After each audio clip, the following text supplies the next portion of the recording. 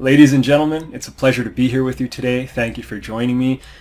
It is my privilege to bring you this conversation that I thoroughly enjoyed with Johnny Williams. Most of you probably know him as a commentator on SquashTV. Johnny was also a former PSA player that reached number 15 in the world. He's worked with coaches like Rodney Martin. He's studied and been around players like Chris Dittmar, as well as obviously his contemporaries and Johnathan Power, Peter Nicol, Anthony Ricketts, David Palmer, and the whole lot. Johnny talks a lot about his story from chronic fatigue syndrome, which is something that a lot of us don't know about, and I personally didn't know about a ton. It's a very unique perspective, so a lot of takeaways there. We talk about the Swiss school system. We talk a lot about squash-specific elements of how to study your opponents, how to think about your game. We talk about the evolution and development of Coll, and a whole lot more. He also shares a really awesome story where he got to play Jahangir Khan after Jahangir's retirement, and he talks about the raw power and pace and pressure that he felt with Jahangir. In any case, I'm sure you're going to love this video. It was very, very pleasurable and enjoyable for me just having the conversation with Johnny, so I hope that you feel the same once you finish this. As always, give the video a thumbs up and like it if in fact you do. Please leave a comment. Share any questions you might have, share any feedback or anything that comes to your mind, really. I'd love hearing. And subscribe to the channel if you haven't done so. And if you know someone who might enjoy this video, please share it with them. It goes a long way. Folks, I'm going to let you get into the interview now. Enjoy it, and I will see you in the next video. Take care. Hey, what's up, everyone? We have Johnny Williams with us today, former world number 15. Johnny, welcome. Thanks for coming. Johnny was world number 15 in 2001. He was part of the World Team Championships team with David Palmer, Paul Price, and Stuart Boswell that kind of won the event in 2001. So fantastic, lot of squash experience here. And Johnny's obviously a commentator on SquashTV as well. We'll talk a bit about that. It was interesting. I was telling you before we started, Johnny, for everyone else that's listening now, you and I got connected through a mutual friend. And the friend basically informed me that you had chronic fatigue syndrome for a lot of your life. And in the past, I've talked a lot about kind of the mental side, but then the physical side of things as well. So I thought that would be really interesting to hear a bit about your playing career, hear about, some cool stuff like your toughest opponents, how you think the game's evolved and stuff. And then obviously about chronic fatigue syndrome, training, how it's affected you and things along those lines. So absolutely. Looking forward to it, mate. Yeah, likewise. So let's start off with the fun stuff. Talk about your playing career. Like, you got up to world number 15. I mean, that's huge. So who were some of the toughest guys you played against at the time? What separated you at that time, other than the fatigue fitness side of things, from, say, the world number 1, 2, or 3? Yeah, I got to, as you said, I got to 15. I had my best period sort of around the late 90s, so 99, 2000, 2001, 2002. I think that in that phase, which was the second phase of my career, which we'll get into with the whole fatigue story, I sort of reached that point where the experience, learning some new things as well from Rodney Martin, which we can talk about as well, like his philosophy, that certainly helped me along my way at that point in time when I first met him, 27, 28 years old. It just gave me a better structure about how I should approach the game and play the game. I think that I was always very fit, and despite the fatigue problems, I still was able to get the fitness level back up to a really good level. But yeah, that structure, I think, gave me a discipline about the way I played, the way I sort of analyzed opponents before I played them. That was definitely one of my strengths, being able to look at players and sort of pick where I felt they were strong, where they were weak, and then sort of honing in on the areas that they perhaps didn't want to see the ball played in those areas, and sort of grinding away and sticking to a really disciplined sort of pattern of doing that.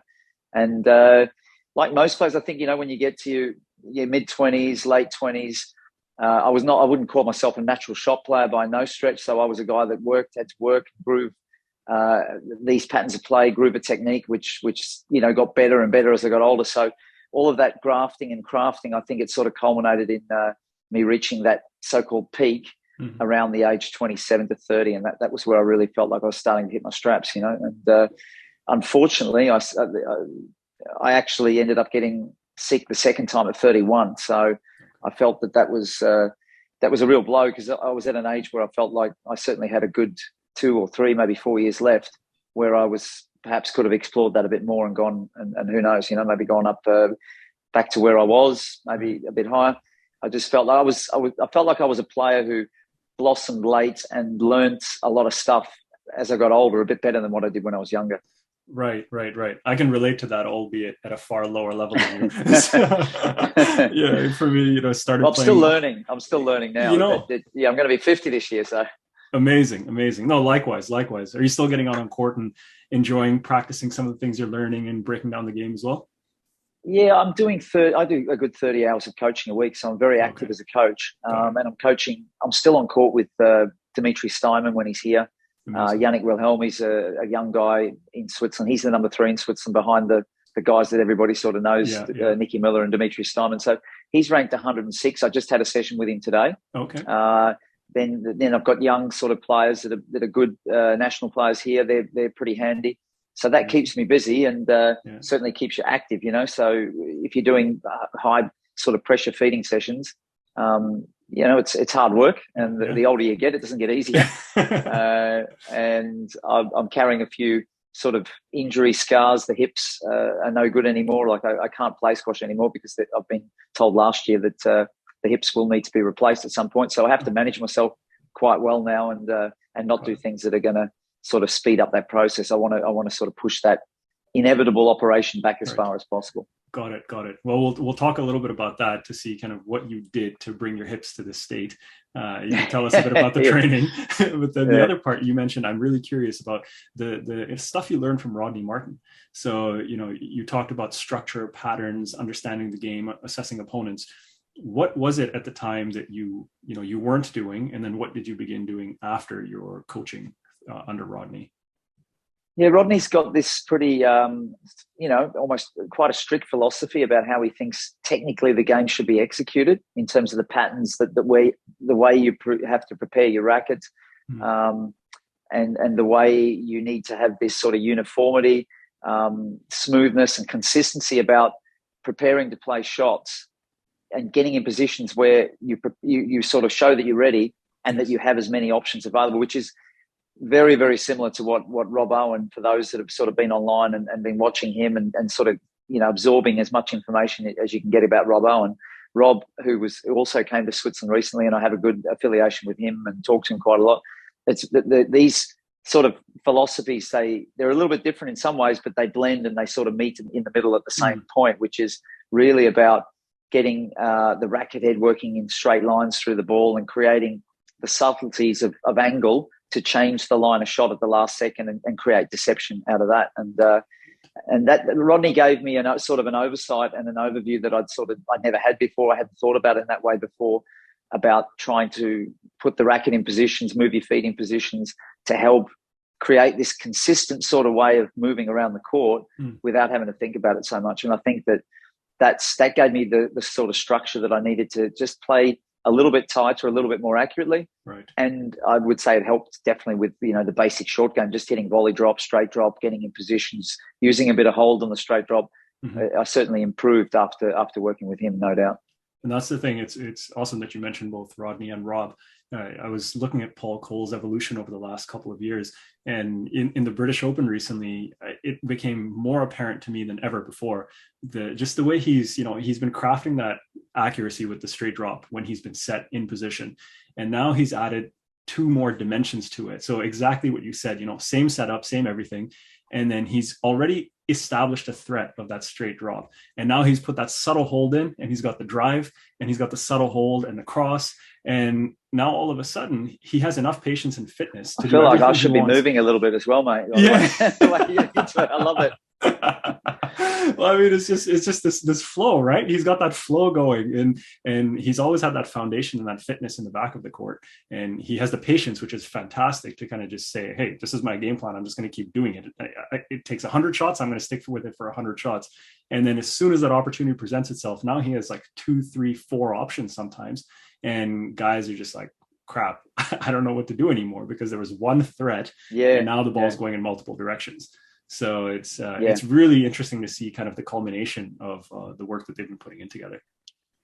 Yeah, 100%. I mean, Rob, he loves to talk about that, like one position, 4 shots as often as possible, and that's exactly what you were sort of illuminating there. And this is what Paul is becoming, like this a modern day blueprint of how to execute this. He's got obviously, probably the guy who is the man in coaching right now, pushing him in the right direction, just keep he goes back to him every time he feels like he needs to get on court and refine it and improve it. Right. And then he goes away. He's got Lawrence Jan Anjema, a former top 10 player as well in Holland. He's got Tom Stewart, a guy that not many people know about from Melbourne, who was a very talking about chronic fatigue.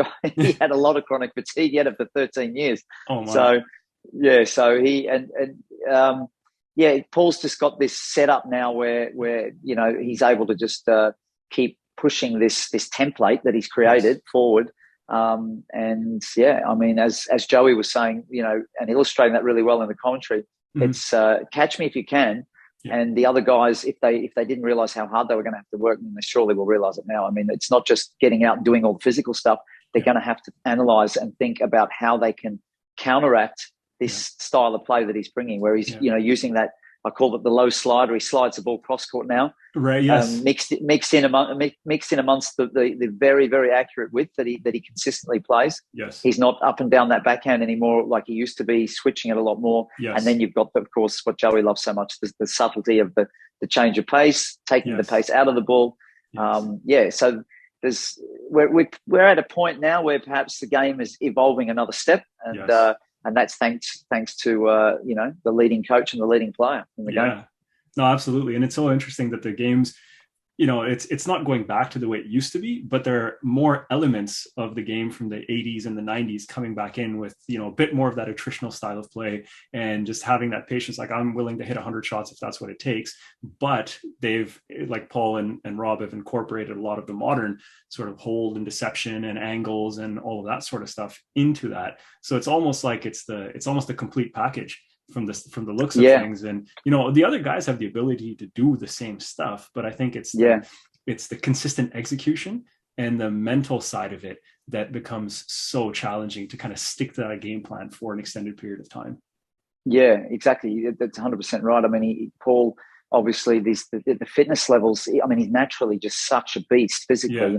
His ability to bring repeat speed and do it for 90 minutes, 120 minutes. Yes. It's, before, obviously, if we take Ali as an example, who was able to use that web weaving, control the patterns around the front of the court, get Paul working maybe 65%, so he's working 35%. Exactly. And then he could get that edge, but that is not going to happen now. So, it's very, very, it's really interesting. And with the world champs just coming around the corner, where I'll be there with Joey as well. I'm fascinated to see what Farag, Asal, Elias, Macon, Dazuki, the whole bunch of them. What are they gonna do? Yeah, it's gonna be intriguing, that's for sure. And I know one of the other things, before we get into the chronic fatigue stuff, you mentioned one other thing that I was curious about, which was this idea of patterns and reading your opponent and designing effective game plans. How did you go about doing that? I mean, at the highest level, it's not like guys really have massive weaknesses, right? Like when you look at lower levels, it's like, oh, well, this guy can't hit a ball when it's up high over his head. And, that's kind of an option. So how did you start breaking down the game, especially at that level, to construct an effective game plan? Yeah, I think I would look at players and just see if I felt there was, it starts with there's two sides, there's forehand and backhand. So you look and see, are they, if the ball's taken in with good quality, let's say if you're setting up general play, I mean, the notion that you're going to have to get on there and jostle and duel to get good position. I mean, this is pretty clear once you get to a certain level, and then it's about trying to use, like we just said before, using a bit of subtle hold to switch. And the better you are at that, the more you can volley as well, then you're going to create perhaps more openings to get in front, force the loose ball, and then attack the front of the court, Nice. And then I would just look to see if players were doing, if they're under pressure and the ball's tight, what were they doing with their hands? Were they rolling the hand a bit too much? Mm-hmm. Were they going in too close to the ball when it was tight? I would look for things like that. And anything I saw like that, I'd mark it down. And then I would just say, right, that's the area I want to go to, I mean, I can still remember, a few examples in my head of, Please share them. Players. I'd love to hear. Well, I don't know if they want to hear it, but I remember I played Ollie Toolman, and he's a guy that I know very well. I even went and spent time in Finland with him. But I just remember early on when I played him, I always felt front left backhand. He went in a bit hard. He was very quick, but he would overrun the mark, and he would get himself in a little bit of trouble in that front left if you cut the ball in tight, whether it be sort of a half kill shot, volley drop. I would really look to expose him there, because I just felt he would he would push in too hard, and then he would just get too close to the ball. So just stuff like that. And to be fair to him, he figured it out, and he eventually turned the tables on me as he got he got a bit older and wiser, and I got too old. So. Just getting back to what you said, I mean, the worst player that I ever played against in terms of feeling uncomfortable was your man, Johnathan Power. I played him once at TOC, and I wasn't in good shape, and he completely made an absolutely mincemeat of me. It was horrible. Like, I just felt, his ability, talking about that, just sticking his hand and getting ready to play and having that natural hold, because he had so much finishing power with his wrists. As players, that if they get a bit of a swing going, they obviously can chop and change it, but he didn't even really need to get a swing going. He could just use his forearm and his core strength and really pound through the ball and turn it very late, and that made him horribly awkward to play. So he gave me a right lesson one day, and still, it was the biggest beating I ever got, without a doubt. Really? Yeah. Was that after an episode, like a fatigue episode that you were coming back? No. I mean, I had a couple of hard matches to get through, but I don't want to make excuses. He was just way too good, This was to, I think, year 2000, TOC. I remember I played Davide Bianchetti and Anthony Ricketts to get through, so I had a hard path to get through, but Power was just, I mean, he was a real class act when he was on, obviously. Obviously, the other one that stands out in terms of really, really hard to read and play was Chris Dittmar, back in the first phase of my career. Yeah. He was a lefty, and he was just an absolute monster when he stood in front of you. He just naturally built, very, very thickly set guy, very strong. And he could just generate also, especially on his forehand, around the middle, he would just use like a forearm punch. Yes. And the ball would be coming back to a good length, just sort of, biting away, nagging at you. And then suddenly you'd have this deft change, and it'd be a little boast or a drop out of nowhere. Yeah, I remember watching some of Chris Dittmar's matches against John Scher. I have some old videos of the two of them playing. And I just remember he was so strong on that forehand side with so many options and variations. It was impressive. Yeah, compact, really, really efficient. Interesting talk. We're talking about the whole Rob Owen thing. Rob Owen, no doubt, would look at someone like Dittmar and say, that's the model of the sort of player that I want to have, Right. With the racket set up, one position, four different corners all the time. Yeah. He was the master of that. Yeah. Oh, I love it. Oh, that's great. I appreciate that kind of breakdown, and you went deep into some things, which is really cool. So people who are watching, you guys can take some of the bits and pieces and look how Johnny's applying the analysis to different players, and how he kind of looked at specific aspects and then chose to deliberately attack those aspects. Something that you can take away for your own game. So let's switch gears a little bit to the chronic fatigue stuff. So what is, for anyone who's listening and doesn't know, what is chronic fatigue syndrome, and what sort of symptoms did you feel? Were they common to other people? What was different in chronic fatigue to overtraining? Yeah, I mean, I had a classic sort of chronic fatigue syndrome, in that I contracted glandular fever first.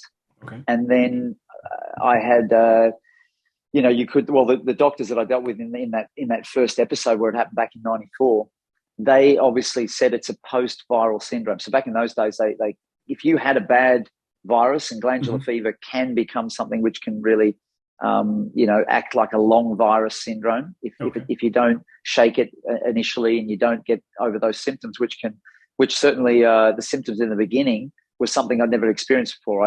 I suddenly got sick. I had swollen glands under the armpits, in the neck here, and I had the sweats for a week. So it's almost something that you could relate to people that have had a really bad episode of COVID and then are suffering from long COVID. It's a little bit similar in that sense. So for whatever reason, my body just didn't handle it well physiologically, and I waited the I think it was about 10, say 12 weeks, I didn't do basically anything, because that's what they told me to do. They said it can be a little dangerous, this virus, so you need to be careful. You need to, being the sort of athlete and player and squash, a professional squash player, you need to shut down. You need to take it easy. So I did that, and I entered a tournament after sort of getting back on court, feeling okay for a few weeks. I was back in Melbourne at the time, and I played Paul Price, a very young Paul Price who was on the way up. And I remember playing him, and at that stage I was in the top 50 in the world, and he was, a budding sort of junior. So I shouldn't have had any problems against him. But I went 2-love up, and I felt like I just could not put one foot in front of the other. It was a very strange feeling, and I never had that before. Wow. And obviously at that stage, inside the match, I had no idea that it's related to the glandular fever and things like this. I was just thought, something's not right, and I don't feel quite right. And I ended up getting through the match and winning in 5, but I felt horrible. I felt very, very run down, very fatigued.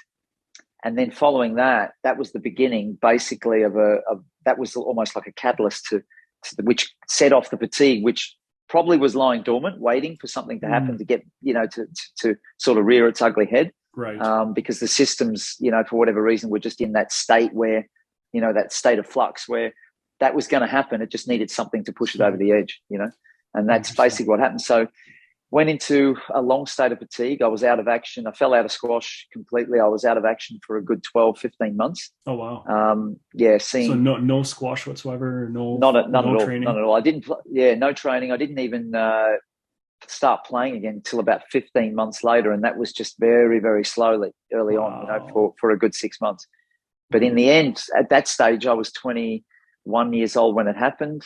So after a year, I'm 22 and a half, and I went to a telemarketing place and got a job in Melbourne. I had to find a job where I could sit down, where I wasn't going to be under too much stress physically. Wow. But I changed my diet at the end of '94. I was eating vegetarian for a good sort of 6 months. That seemed to help.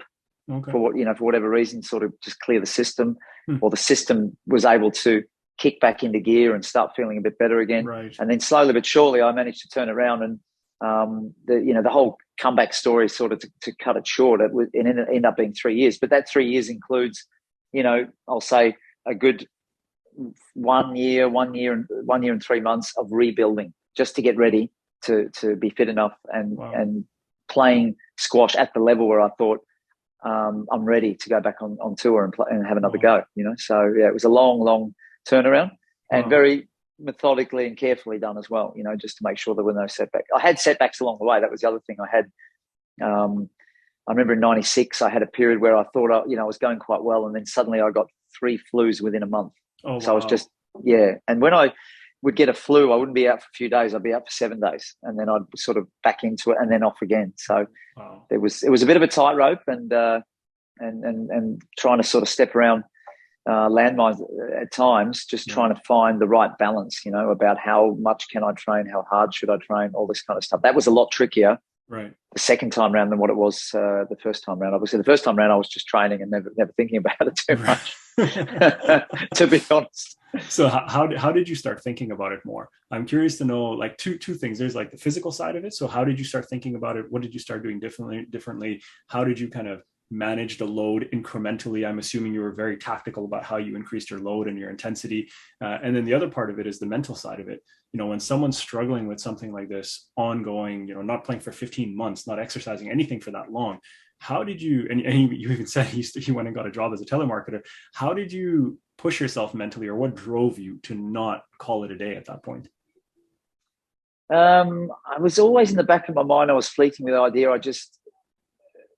Before I got the fatigue syndrome, I was based in Germany, and I sort of had my own setup, and I started to learn a bit of German. And for the first time, I think at that, this first period, 3 years of being on tour, it was very daunting going away all the time, being thrown amongst the wolves in the middle of Europe. I was sort of Germany, Switzerland, couldn't speak a word of German, couldn't understand it. As opposed to now where I'm basically fluent in Swiss German. So back then, I thought I could see that I could build a life, but I was going to need to sort of find a base, be able to find maybe a little bit of coaching, find league teams where you can earn some money and all this kind of stuff. So I was just in that first phase at the beginning of '94, and I started to see there was a way to do it, and be a PSA player at the same time. And then I got sick, obviously, and those contacts that I had in Germany, they things changed, and they weren't pursuing that anymore. They weren't after a guy like me in the club or anything like this. So I had to find a new setup. And eventually I found a way back into Germany, but that ended up leading me to here in Switzerland. Right. I'll say thankfully, because that was a blessing in disguise, because I've basically been in Switzerland for 25 years now. So, and it's worked out very well in terms of coaching and living in Switzerland and being sort of Mr. Squash in Switzerland, so to speak. Yeah. So, but yeah, it was always about, like, obviously starting from scratch again. Right. You are feeling a bit uncertain because you got to work your way back up the rankings. I was 24 going on 25. I needed to go through all of the low level tournaments again to rebuild. But at the same time, I didn't come from a wealthy background, so I didn't have any money. So I was going to have to find ways to earn money and make sure that money kept ticking over if I'm living in Europe, 25 years old, paying rent and all these kind of things. So it was just trying to find that balance of getting getting that start again. Right.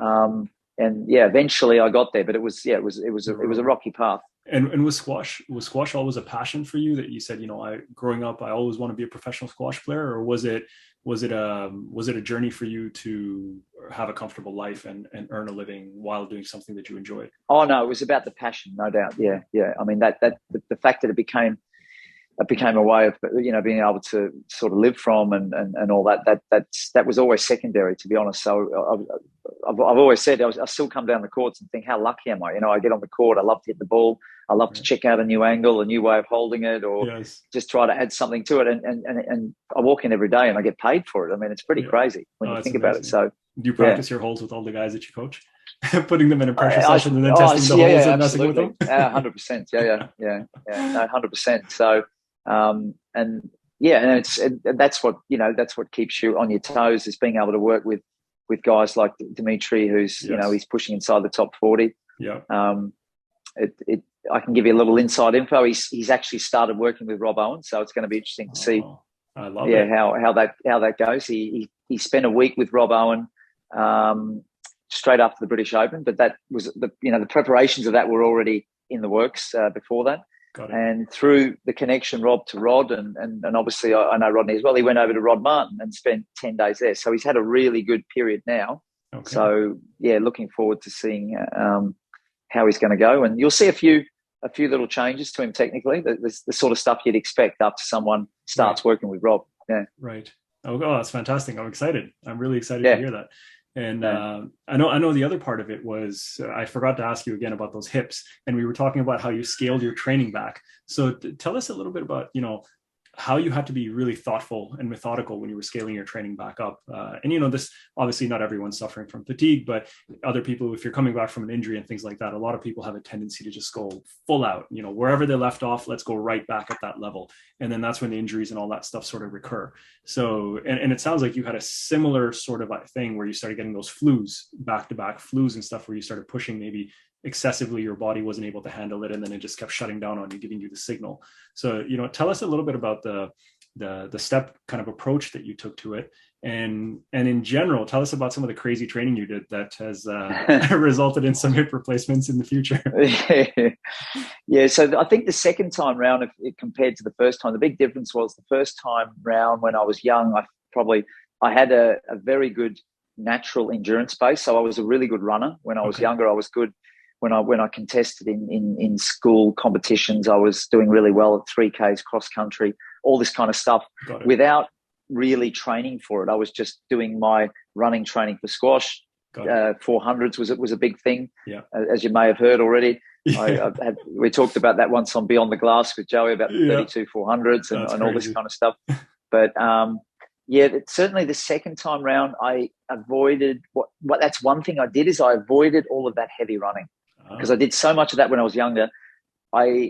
Through working with the Victorian Institute of Sport in Melbourne, in that sort of building phase, I focused a lot more on going in the gym, doing squats, lunges, trying to increase explosive power.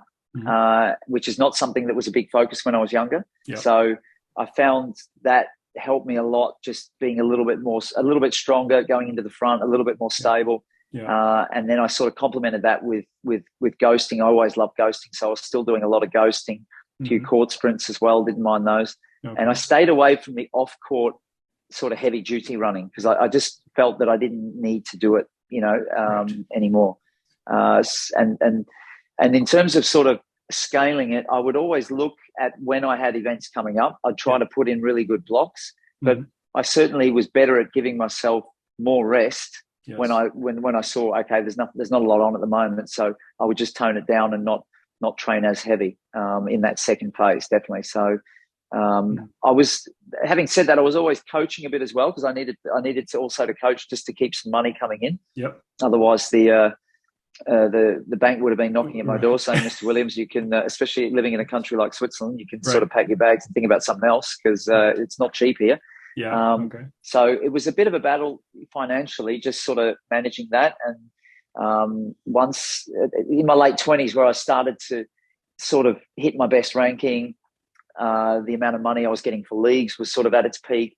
That was a good phase there financially in terms of just being able to support myself, not have to coach as much because I was playing. I was earning enough that I could do that, And I always at that stage I thought I'll be able to earn enough later as a coach because I had a bit of experience coaching, so I thought I will go into that role at some point. Right. So I felt that I wanted, I just wanted to sort of see how far I could go there. Right. And so just before the second phase, which began at 31, there was a sort of a 6-month period where I started to definitely maybe get the feeling I could afford to push a bit more. I could do a bit more, start to do more back-to-back sort of heavy training again in a way that perhaps I hadn't done before. Whether or not, I still feel the jury's out as to, is that the thing that sort of pushes you over the edge when you have these fatigue problems? I'm not convinced about that, although I've been a sufferer. Yeah, okay. My comeback to that is these kind of statements is always, if that were to be true, how is it that so many cyclists can do what they do, training for a Tour de France, and then go 21 days like that and not fall off their bikes? How come we don't see at least 2 cyclists with chronic fatigue every time? And especially or triathletes, people who do these crazy endurance sports where they're taking their body to the limits. I feel that physiology plays a role, and I mentioned that to you sort of in my pre-notes that I sent to you, that physiology and the fate of the cosmos has a hand in these things, and sometimes it's just it's down to the numbers, the numbers of the way these things work.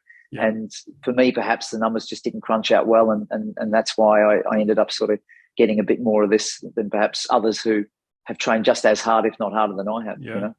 Yeah. I mean, you're right. Like anything's possible. There's always a small percentage that things just happen, right? So it's very likely that that's the case. I have a reputation, especially in this part of the woods here. They always especially because I was here in Switzerland when I went down with fatigue the second time, and I was really man down. I was out of coaching again. Okay. I wasn't able to do anything. I really had to rest. So it was always like, Johnny Williams is the guy that overtrained. That's why he's why he's sick, and that's why he can't do anything anymore. And I was like, well, I did have a bit of glandular fever scarring already from when I was 21. So it's like I say, it's just it's the way it's the luck of the stars sometimes. So, but it's been. I've had to manage even since 2004, since I had the fatigue the second time. I've had to learn to manage myself.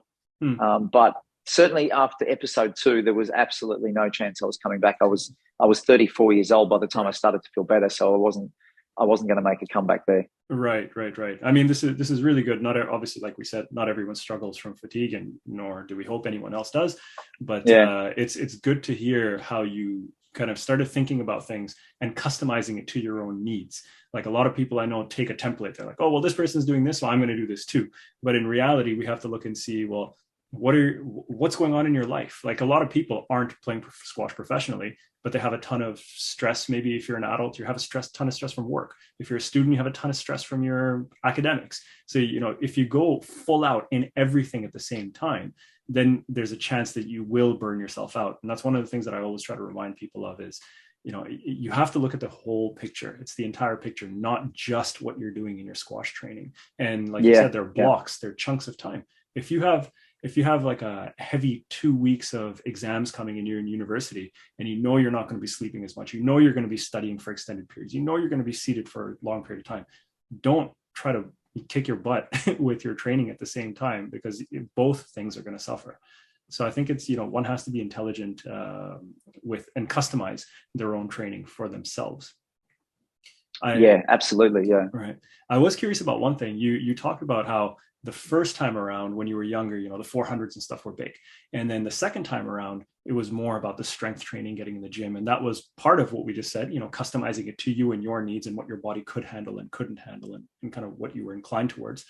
What's your take on the game now, and kind of like the appropriate balance of training when it comes to getting in the gym? Because you see, like I saw on Instagram the other day, Joel Macon posted a video of himself doing like split squats, basically lunges with the bar on his back with like 300 pounds on it or something like that, right? Like you have guys like him who are doing crazy heavy weights, and then you have other guys who are doing more like aerobic continuous circuits and whatnot.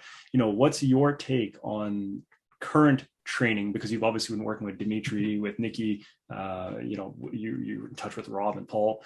What's the current take in your opinion? Yeah, I mean, we've seen a shift, and Paul obviously is the flag bearer of that shift, that you need to combine that modern science of working in the gym, training all of these various aspects of squat and lunge movements, all the different angles, loading up the core and incorporating that into specifying it for the types of movements you need in squash. And Paul is sort of, he obviously, he had this reputation of being like, he could have actually shifted over to CrossFit and being pretty handy CrossFit guy, internationally probably. Having also come from that background where he was a bit of a star in rugby union as well in his junior days. But he sort of, unlocked perhaps something where people are sort of, and then obviously being this guy that obviously people marked and said, this is the fittest guy in the world. Right. It's a bit like it was with Jeff Hunt at the time when Jeff Hunt won his 8th British Open. There was this huge sort of surge in Australia to follow in his footsteps, and we've all got to run 800s and 400s, And now we're seeing that perhaps that Paul Coll has created that kind of aura about himself, that if you train, you don't have to train exactly like him, but certainly taking aspects of it and understanding how you have to involve all those strength systems and that power and try to build that as much as possible. Combined, of course, with, the kind of anaerobic, aerobic, classic sort of training that squash players have done forever and a day. There needs to be a crossover, I think, constantly just mixing and blending, and not doing one and forgetting the other. I think that's the key, that players have become much better at realizing that, whether it's, short sort of bursts of short 5-second, 10-second, whatever, then followed by doing stuff that's 30 seconds, 60 seconds. But I think, the days of doing stuff on the track, long running, sort of long methodical sort of stuff, which is more customized for a triathlete or a runner or a cyclist. These sort of things, I think, are behind us now. That sort of stuff you're only going to see perhaps in a summer build-up, and it's certainly, it's only going to be for a period of 2 or 3 months, and then everything becomes, sort of, as the World Squash Federation likes to say, it becomes competition phase training. There's just so much pre-competition phase, and then you're in competition phase, so it's specific preparation. This is just sort of, you're juggling that all the time, Yes. And for anyone who's listening, if you guys want to learn more about what some of the verbiage that Johnny's talking about, it's the whole idea of periodization. So, periodization is kind of like your annual plan, and you have these different mesocycles and macrocycles and so on and so forth. And there's a way to kind of scale your training up and down. And there are lots of things that one needs to manage when we're doing that too, right? You've done the World Squash Federation course as well, have you? Well, I haven't done that course, but I've studied a lot of this stuff outside. Okay. So they love. I mean, that you're just hitting all the notes they like to hear, and it's about peaking indexes and stuff like this. Yes. Yeah. Be interesting to match that. I mean, doing the course at the time, I thought it'd be very interesting if we really got some real sort of programs in real time of the absolute fittest guys in the world. Right. And then if we sort of could match that up against what they sort of recommended, I'm not sure it'd quite fit. And that's the thing, right? Like, that's what makes squash so interesting, is because when you look at certain other sports, you know, if you look at some track and field sports, it's a little bit easier to think about, or at least in my mind, it's a little bit easier, because if you're doing a 100-meter sprint, you are primarily using that ATP CP system and a little bit of anaerobic glycolysis. You're not really getting into your anaerobic system. You're not doing repeat sprints. You're not doing any of that. It's like one effort, full out, and then you have time to recover. So it's a little bit easier to think about the training for that when you're being so particular about your days and what energy system you're focusing on and stuff like that. In squash, it's a little bit interesting because you need those sprints and you need speed, not at the same level as a 100-meter sprinter, but then it's not linear, it's multi-directional. Then you have reaction. Then you need aerobic because you have to be able to recover and do it continuously. So it's like, there is no one model that fits squash. And that's why it makes it so challenging to train for squash. And I think that's why it becomes so unique to each individual, is, like you said, you naturally had strength in cross country and endurance. So you didn't need to do a ton of aerobic base building, for example. Other people naturally might have more fast twitch, and they probably need to do a little bit more of the aerobic style stuff. Now, you know, I was talking to Thierry Lincou the other day, and he was talking about how everything that he did, from the way his coaches structured it, was complete in a system. So he would get on and do ghosting, but he might do aerobic style ghosting. And Joey talked about this, you know, doing like 45 minutes of continuous ghosting at like 70%. So that's very different to doing, you know, an hour and a half on a bicycle outside.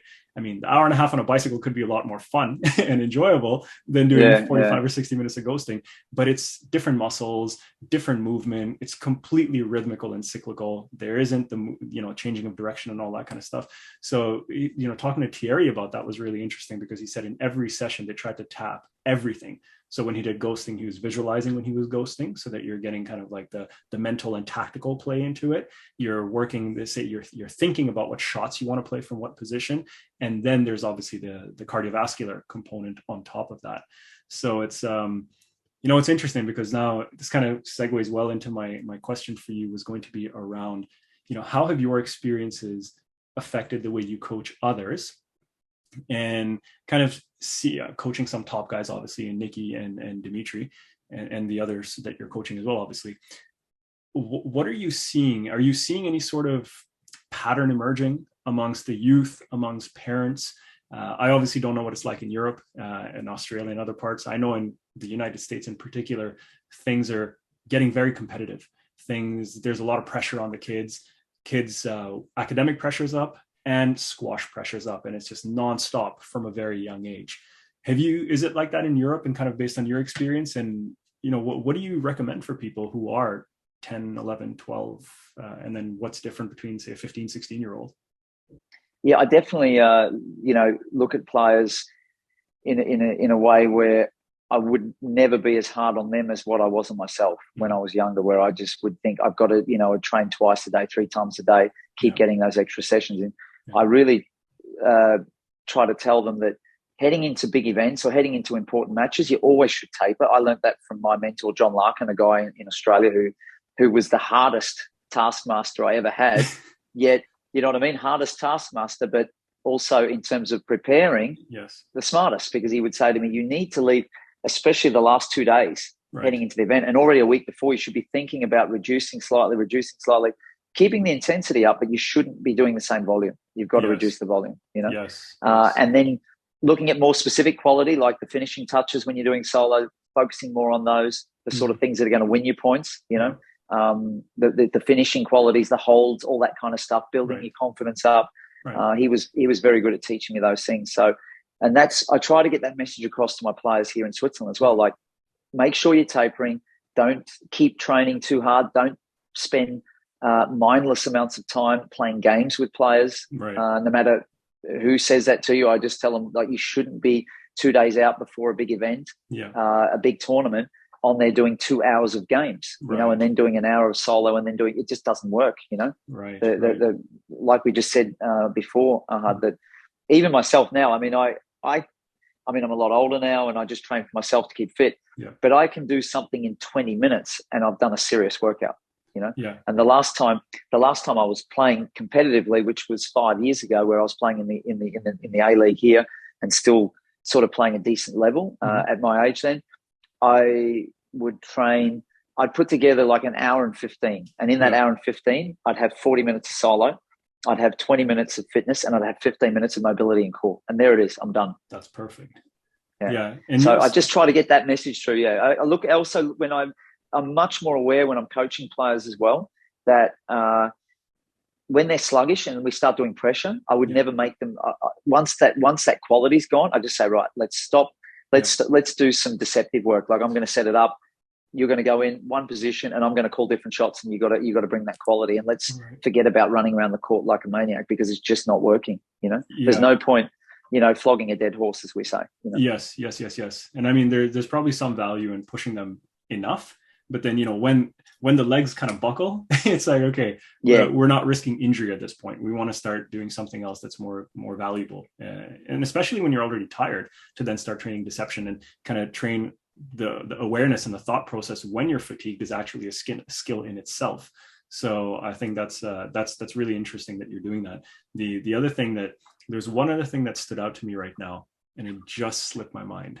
So I'll think of this again. In the meantime, I'll tell you, like, I'm very, very focused too in these, let's say, pre-competition phase, like that last bit. And I, especially because you talked about the pressures on some of these kids in America, these late teens, early 20s, they've got college, they've got the parents and all this. And if they are made to feel like they need to go and attend this training session and they need to do this, it's like, my time management just cannot take care of that. Yeah. You have to have that sort of awareness about yourself to sort of say, you know what, I can get something done here in an hour of high quality if you're absolutely focused on what you're doing. So I tell my players a lot too, like, it's not if you're on the court for an hour and 15 minutes or an hour and 30 minutes hitting balls, if you're really, really tuned in for 40 minutes, you'll come off, you'll be sweating a bit, and you'll be tired because it was so intense what you were doing on it. Yes. And that goes back to this piece of being intentional about your training. It's something where I'm always talking to my players as well about making sure that you go in with a purpose and you stick to that purpose, and you go in with a plan. And then if you're really deliberate about everything that you're doing, you are going to be tired, because you're working your concentration and your ability to focus as well as any other physical aspect of your game. The other thing I remembered what I was going to say, that piece of putting in those 2-hour match sessions, gameplay sessions 2 days before a tournament, a lot of that comes down again to some of the values that are driving us, right? Like if we have this constant pressure on us that we need to do more, what we're doing isn't enough, there's confidence that's lacking in that situation. So I think being trusting the process and knowing that we've done the work already, and knowing that, hey, I'm not going to get better with one extra session. I've put in the work. I'm actually going to do better if I rest and recover. And it doesn't matter what anyone else is saying. If everyone else is playing games, let them do that. Let me do what kind of makes sense to me. Because sometimes we just kind of go with the crowd, right? Everyone's playing games. Okay, fine, I'll play games too, even though you're kind of like, my body's not feeling great. I feel a little bit gingerly right now, but people still go do it. So I think having that faith and that confidence in yourself, and knowing that less can sometimes be more, I think is really, really important for people to understand. For me, you touched on that exact point. If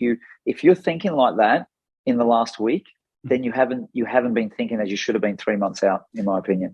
Yes. Yeah, that's the point. You need to you like, and getting back to, that's where the periodization and the planning is so important, because you'll be on that track thinking about that event coming up all the way heading into it, and doing all those little pieces of work that you need to do, so that you wouldn't have that feeling, I need to, as I did with my schoolwork, but I got away with that, where I'd be cramming the last week or so. Yeah. You can't, that's the, I say, with squash and any sport that's so physical, or any sport in general, you just can't cram. You need to be on the case all the time. You need to be, you just can't cheat your way through that. It's not possible. Yes. And then you'll have the confidence, and then you won't have to worry before game day to try to squeeze in an extra session, leading to an injury like I did many, many times in my life. Yeah, I mean the last time I was playing more regularly and it was important for me was this 2017 April, was exactly 5 years ago, and I played coincidentally the guy that I was playing in the final. I played him in the last seasonal match, and I tweaked the hamstring in that match right at the end, and then I was basically recovering the whole 11 days until the final. But at no stage did I feel I was not prepared. I just got on the court, did my solo. Was able to do a little bit of bike. So, I suppose that's, I can put that down to having that professional mindset from years before. Yes. And it's hard to teach that. It's hard to sort of, that comes with, that consistency, what I just said before, being consistent and planning very long in advance and doing all the things you need to be doing, that gives you that confidence that that you're ready. And if you can overcome a little hurdle at the last stage as well. That's the most important part. Yeah, the system here in Switzerland, I can speak for, and I think that there's similarities in Germany, in France. The sports school systems that have been set up, where basically kids of potential, a good junior ranking in their age category, once they sort of start to see, or they have this idea, I want to pursue a career in squash or whatever sport it may be. It's around the age of 12 usually. So basically it's the move from going from primary school into secondary school. Once you get into that secondary school, there are options to join sports schools as long as your academic side is good. And if you're showing the potential and you have the results and your ranking fits, then there are great systems in place now which have been operating for more or less 20 years. So I've seen the development and the growth of this. And at the back end of that, I certainly see, and I've spoken to quite a few people here about that, I feel that alongside Swiss Squash, this one here, doing a great job of solidifying that development. They've got good people working in the system. It's a good all-round squash community where everybody pitches in, which has helped Swiss Squash to grow to where it is today. A good pool number of players for a country our size, and then you get a generational talent like Nicky Miller, really somebody who possesses a lot of skill with a racket, a lot of squash IQ, we'll call it. Then you get someone like Dimi, who's physiologically an incredible talent, the way he can move, and now he's getting better and better with his squash, pure squash, and the racket work and all that. So we've just had. I've seen it's been a long process, but we in men's squash in particular here, in terms of the depth, Swiss squash men have never been as strong as what it is now. Right. And I think that there's just the systems that are in place with sports school. Kids basically, they go to school in the morning and then they're free from 12 o'clock. And then they will basically go off to their centres where they train, work with their coaches, work in the group trainings, which are also set up at a national level. And that's all incorporated into the system. So it's a great system.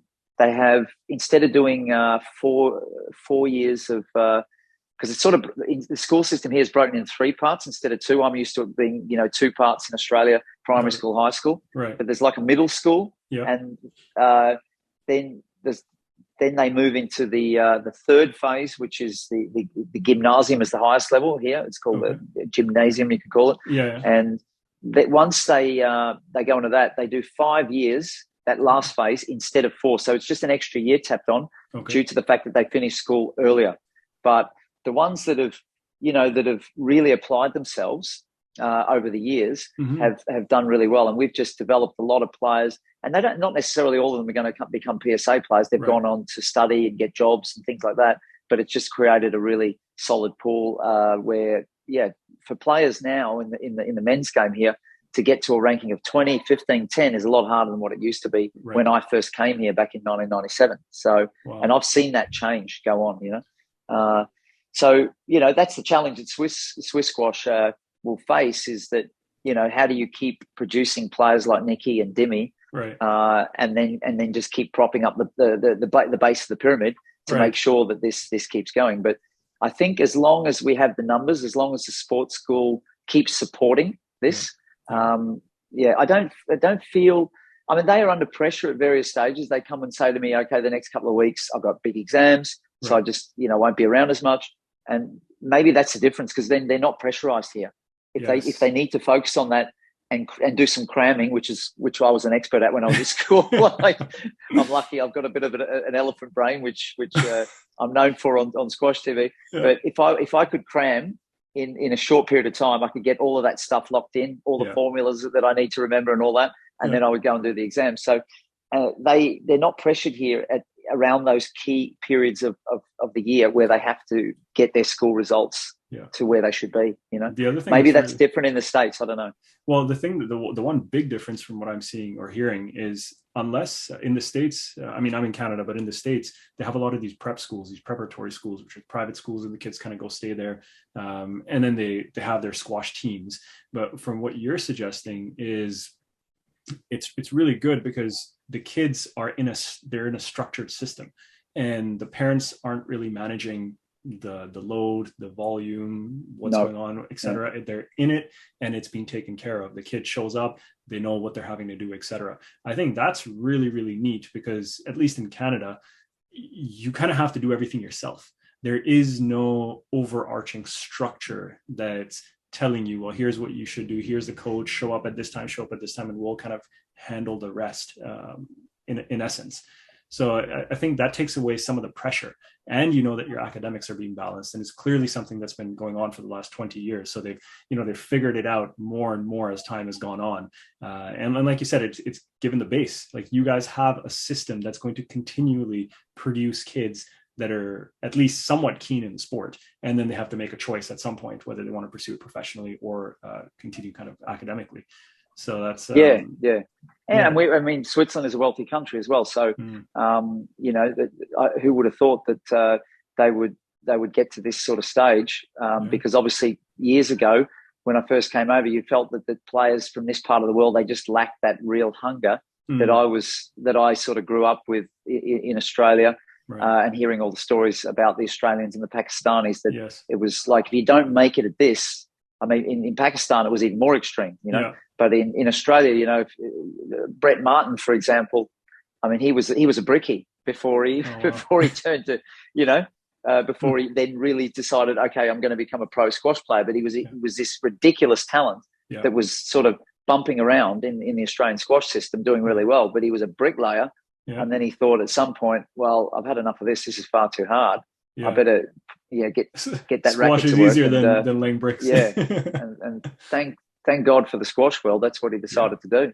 Yeah, absolutely. I mean, that's the thing. Like in Pakistan, and like you said as well, it's your way out, right? It's your ticket out. It's the only way. And if you, it's kind of like do or die almost, because you don't want to be stuck in a slum or a ghetto or whatever it is. You want to. You want to make something of your life. And I think in Pakistan, they have some interesting things where if you reach a certain level, they almost kind of give you a title of some form, and then you continue to receive the stipend almost of income from the government. So, they have some pretty interesting things. I don't know if it's good or bad at some level, because there's a whole lot of other stuff going on in the back end in Pakistan. But yeah, there are definitely some good systems that help. Yeah, it just shows that no matter where it is, the system of creating that pool, that massive pool of players is the key thing. Australia's lost their pool, so they don't. Eventually, we've seen that just petering out, where the last of the Mohicans was Kaskeli and Pilley, and now there's a huge gap, and gee whiz, it's a long way back once you fall off the cliff to climb back up the mountain. That's the thing. And Pakistan's had that even longer. Yeah, exactly. And Egypt. Although you've got a mix of perhaps wealthier, sort of more affluent families, which are bringing their kids into squash.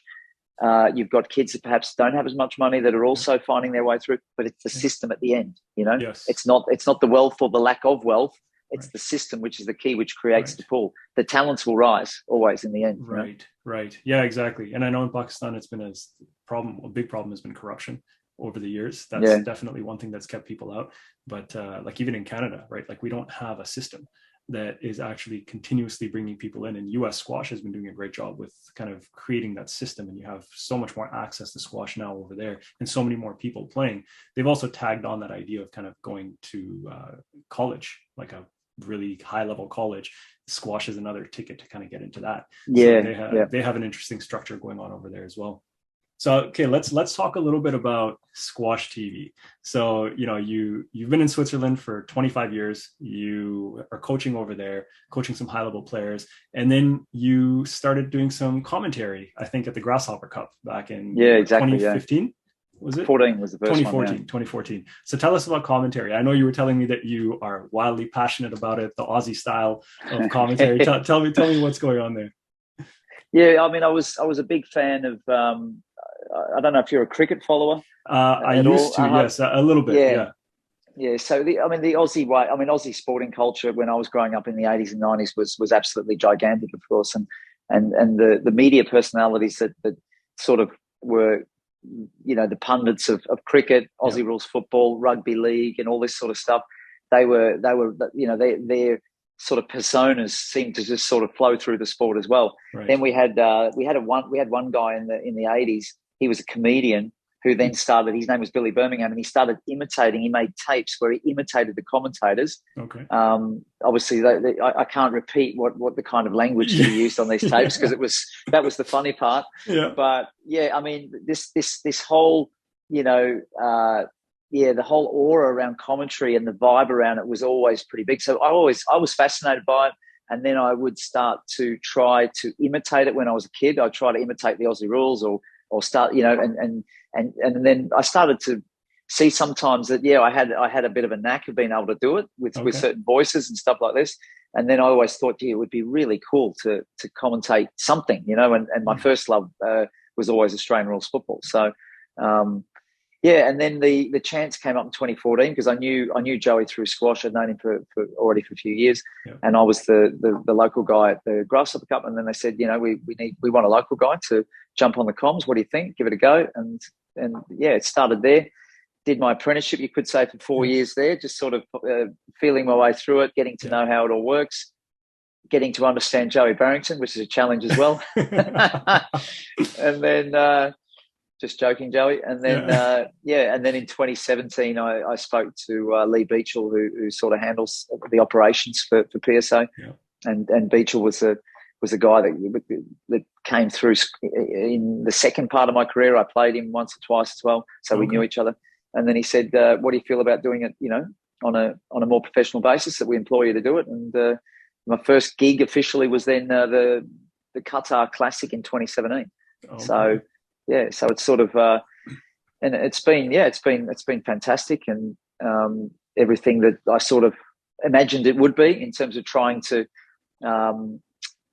give that that running sort of verbal dialogue of what the action is, what's happening on the court, the action, and trying to somehow, I suppose, bring it across in a way where you can almost in the back of your head, somebody who's maybe watching squash for the first time doesn't know a lot about it.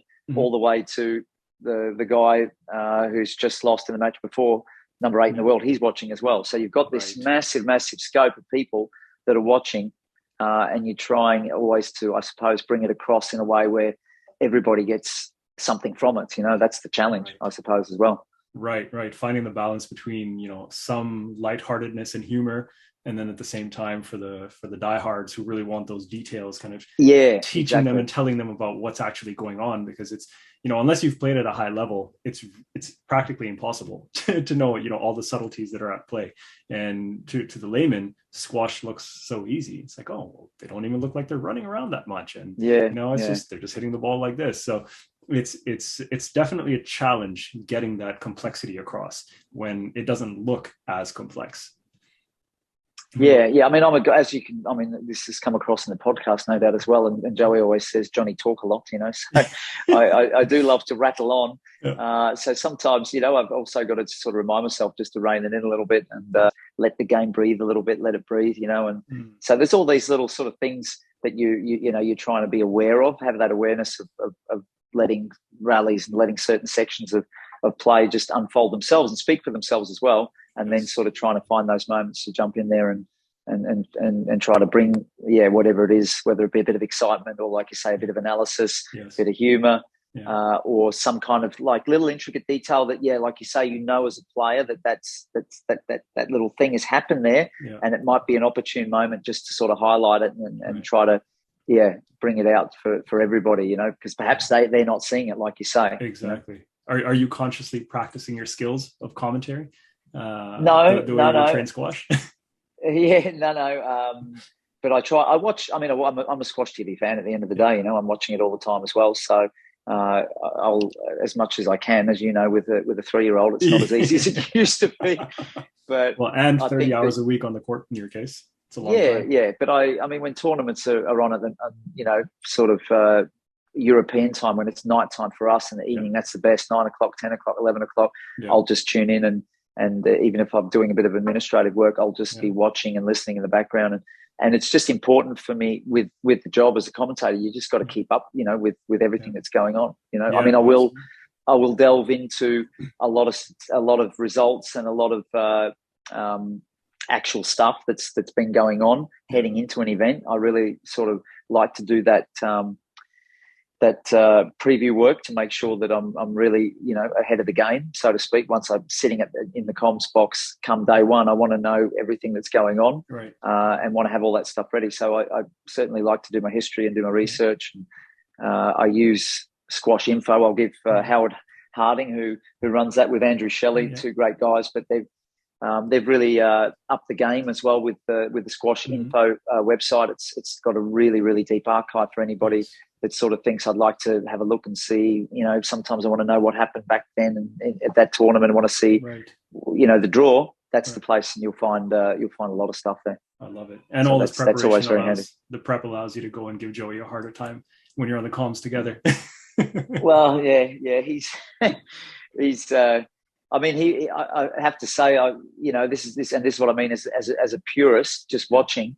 I really like the way that he was going into a lot of detail about the subtleties that we talked about with Paul at the British Open. Really trying to illuminate that, because for the layman, it's just not obvious. You know, for the squash guys that play a lot of club squash, they see he's hitting it tight, they see he's lifting it, they see that the balls always seem to be landing in the same spots. But you know, I always say the devil is in the details. There's so many like intricate things going on where he's changing the position that he hits the ball, and it's ever so slight between drive, cross, and things like that. And it's all conscious. It's all been, you know, trained with Rob together. And then he is just, you know, he's taking it to that next level. So it was fantastic the way that he highlighted the fact that Coll is just tying his opponents down, and he's frustrating them, you know, by not allowing to have any space, not allowing to be able to breathe and play the sort of game they want to play,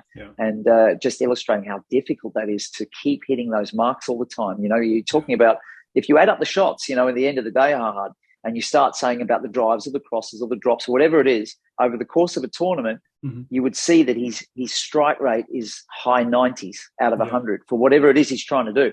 And that's why he's just the best at the moment, you know. You would look at the other players and look at their drives, and if you really like looked at where they're hitting it and where it's landing and how far away it is from the wall, they're not hitting that 97, 98% like he is. That's the difference, you know. Absolutely. And different players have kind of had phases where they do have that really high strike rate, but kind of maintaining and sustaining that over time. That's the challenge. And right now, Paul's doing it consistently, match after match, in the last several months, tournament after tournament as well. It's exactly. It's pretty impressive. I mean, and the other thing, it was interesting watching him play Farag in the final, and you could see Farag was like consciously trying to step up and volley and, you know, take the ball earlier and use some angles and inject that pace and do things like that. But Paul would just go neutralize it, lift, neutralize, back in. and the thing is, he had a really good end of the game one. He had that really good phase. He got to 10-8 game ball. Right. But even then I was thinking, even if he wins this game, we're going to go back to the same stuff in game two, and it's going to go on for another hour.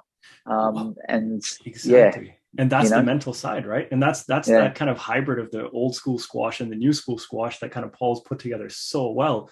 It's like, that's the thing with, like, you know, you probably know Jahangir's game better than I do, but like Jahangir, it's like, F you, I'm going to just do this for 3 hours if that's what it takes.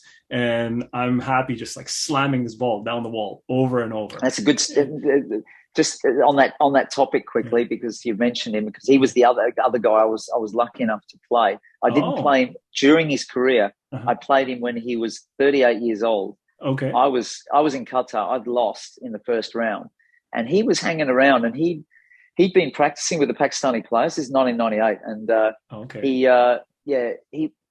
he was on the courts and he was playing, and I thought, gee whiz, this would be a great chance to sort of go on court with him, And I went on court, and that's the thing that struck me right from the word go. Is I went on court with him, and we're warming up, and I hit the ball over, and there was this huge wind up and crack, and the ball was coming. Like we were just talking about, it was coming to this perfect biting width every time. And I was like, this guy, this is just different. It's just different. Yeah. Already in the warm-up, it's different, Yeah. The intensity with which he hits the ball is just on another scale, And then he tricked me, Jahangir, and I still say this if I see him as well. He tricked me. He said, I need a head start because, I'm a bit older than you and I'm not as fit as I used to be and all this. And I was like, are you sure? And I gave him an 8-love head start, and then I proceeded to lose 5-love. I could not peg him back in any game.